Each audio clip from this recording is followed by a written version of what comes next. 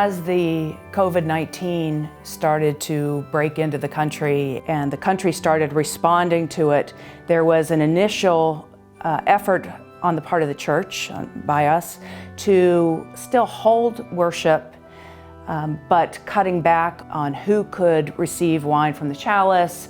We were talking about not shaking hands during the piece, keeping our distance from one another, having hand sanitizer, and within 3 days or so, it was clear that those measures that we were trying to take were not going to be enough. And so at that point, we realized that we needed to live stream worship.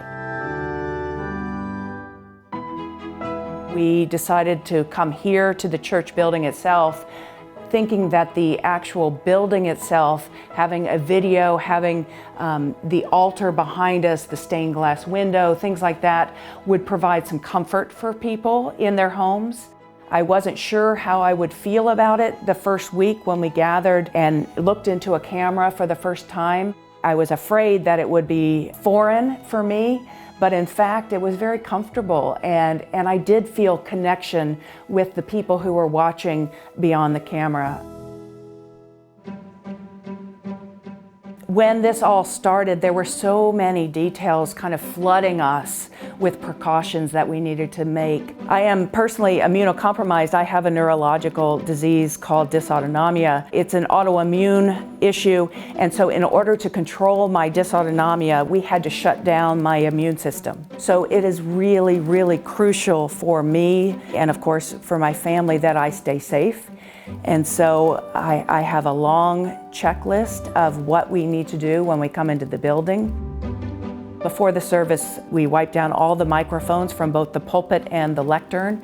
We wipe down the gospel book. I wipe down the pulpit. I wipe down everything, handrails, things that people might touch. Of course, we're very careful to not have more than 4 or 5 people in the building. That helps as well.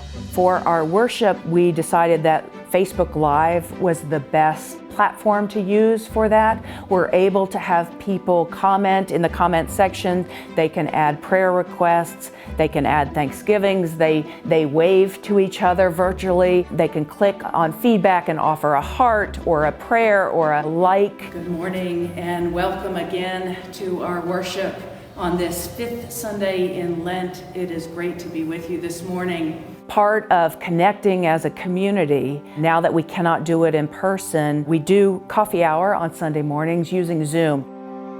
I want to invite you, following our worship, we're going to try something new this week, which is online Zoom coffee hour. It'll give us a chance to connect with one another, see each other's faces, and just have some conversation and check-in time with each other. On Easter Sunday, we're going to do something called Bonnets, Bow Ties, and Bells.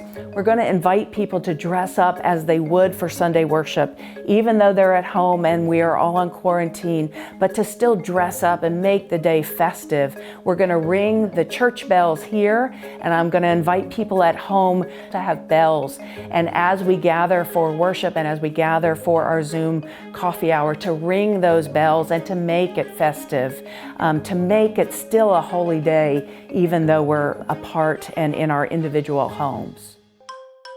The first week that we gathered for online worship, I debated whether to vest in vestments or not, whether to wear the alb and the stole. And one of the things that I mentioned was when Tom Hanks was approached by the producers of Won't You Be My Neighbor, the producer said to him, look, we can give you a wig, but you look nothing like him. You are the perfect person to play this role, but you look nothing like him. But when he put the cardigan sweater on and zipped it up, he said, I became Mr. Rogers with that cardigan sweater.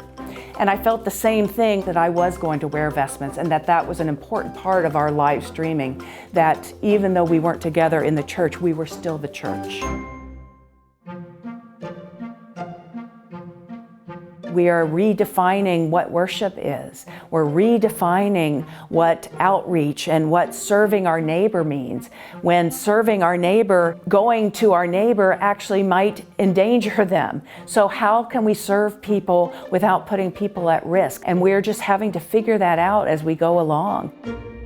I made some care packets of prayer shawls that our prayer shawl ministry has knitted, and a roll of toilet paper, and I offered a COVID-19 haiku, which was a blessing of prayer, which I will be dropping on those who have been infected, their doorknobs. Do you want to hear my COVID-19 haiku?